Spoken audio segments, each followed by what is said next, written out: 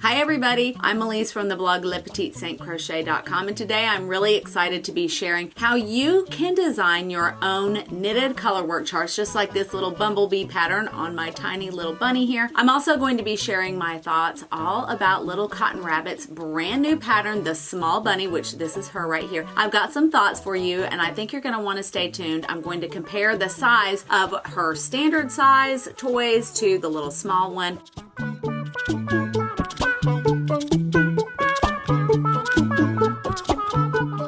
Let's start off by talking about what knitted colorwork actually is, and basically it is just when you change colors, you create designs and motifs with the different colors within knitting. Now it is a little bit different than when you are changing colors and doing color work with crochet. So there is a little bit of color work going on in the face area of my little cat, who is from Coot K. I'll leave links for all of these resources in the description box below. What I'm not talking about is I'm not talking about changing colors. We're actually talking about when you are carrying colors across the work. For crochet, you're carrying that underneath the unworked color. When you are doing stranded knitting, you are carrying the colors across the back. So I actually have a video for how to do stranded knitting. If you're interested, I did that the last video, and it is really fun and it is not as complicated as it actually looks. But the thing that distinguishes knitted colorwork from crocheted colorwork is that crochet stitches are a little disobedient, is how I like to call it. They actually lean towards the right. The stitches are always leaning towards the right if you are a right-handed crocheter. But with knitting, the stitches stay nice and on top of one another if you're doing a stocking knit stitch, and it is beautiful and it is just lined up perfectly and completely obedient, which I actually really love. So it makes designing colorwork charts so much easier because you can get desired designs and motifs and all of these other glorious things much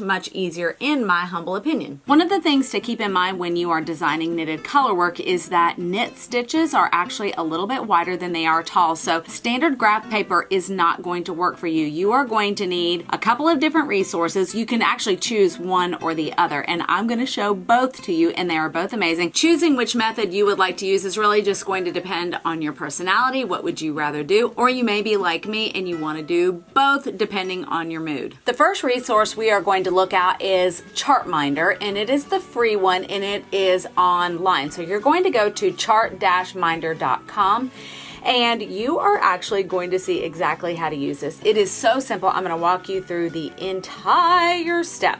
So once you get to ChartMinder, you are going to click on the left-hand button where it's the plus sign, and you're going to press New from blank.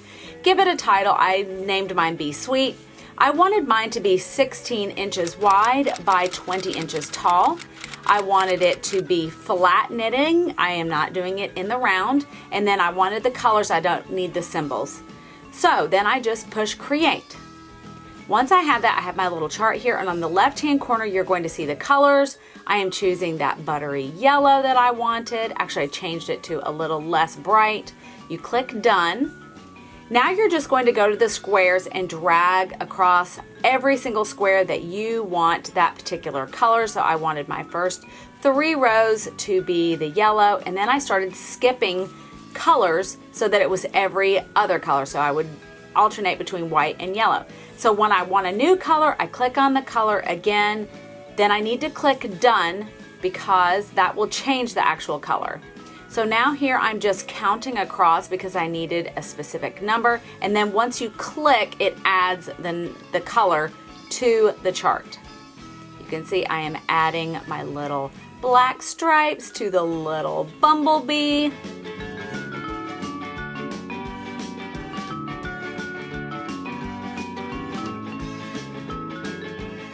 Now I'm going to change colors again. I click on the color and I'm just clicking back on the yellow because I want to add my yellow color again, and I'm just putting it in exactly where I want it to be. Super simple. And if you make a mistake, it's very simple to change it. You can just go back and actually add white. So now I want to add a gray color. So I click on the gray. Always remember to just click done because then that will add your new color. And then I'm just adding the little gray wings. So once I'm happy with what I've done, I click save. And then I click the little down arrow and click download so that I have it saved on my laptop.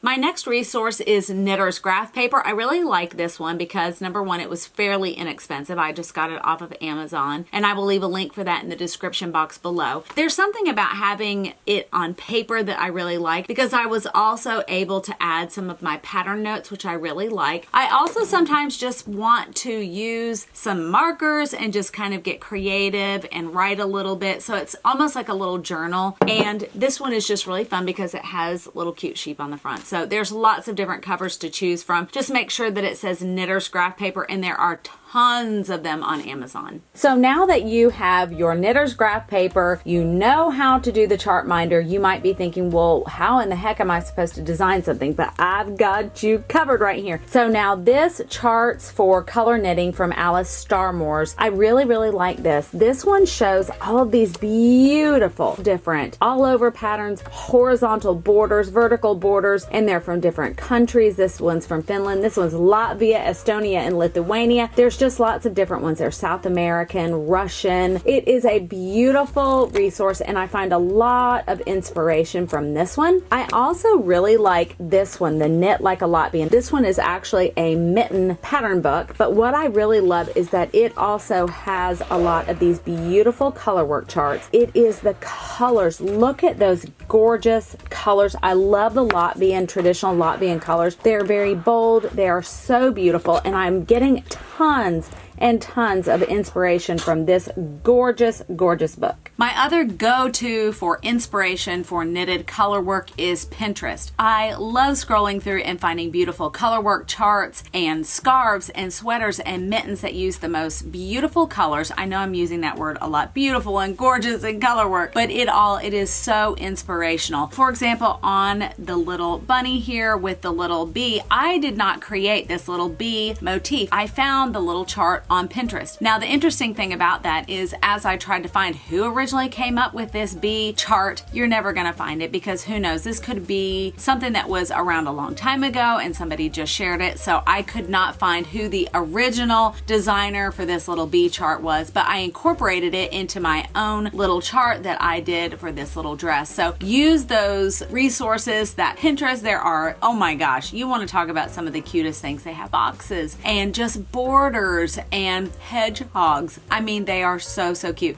I also found some for little cats because of course my kitten Olive, and I just love how there is so much on there. There are so many things. It is so inspirational and you can get so many great ideas. Let's talk about the new pattern from Julie Williams from Little Cotton Rabbits. This pattern is actually called, and I want to get it right for you, it is New Toy Knitting Pattern for a Small Rabbit with Removable Clothes. So this is different than her bunny with a dotted dress. There is also a mini rabbit pattern. So this one is like the medium size rabbit. I'm going to show you a comparison on the size. You can see that this is the typical, the cat size. This is what the bunnies are typically, except for they have taller ears. So this one is just a little bit smaller, which I think is really, really cute. It's like sort of like this is the mom size, this is the child size, and I imagine the mini size is more like a little baby size. One thing that I absolutely adore about the Little Cotton Rabbits patterns is that they are written so precisely, so well that they are a tutorial in and of themselves. And one of the things I really like about this one is that it is small enough that you can complete it in a relatively short amount of time. It doesn't take forever and ever and ever. One thing that is different for the little girl for this one is that you just have the little bare naked feet, which I think is so cute. If you are just jumping into knitting the Little Cotton Rabbits patterns, I really think this one actually is a pretty good one to start with because you don't have to worry about fiddly shoes because the shoes get people tripped up a little bit. So that's one thing that you don't need to worry about, but you still have the adorable designs. You can choose the different colored faces, and she has the little yellow underwear, and of course she's got her little bunny tail. You know, I gush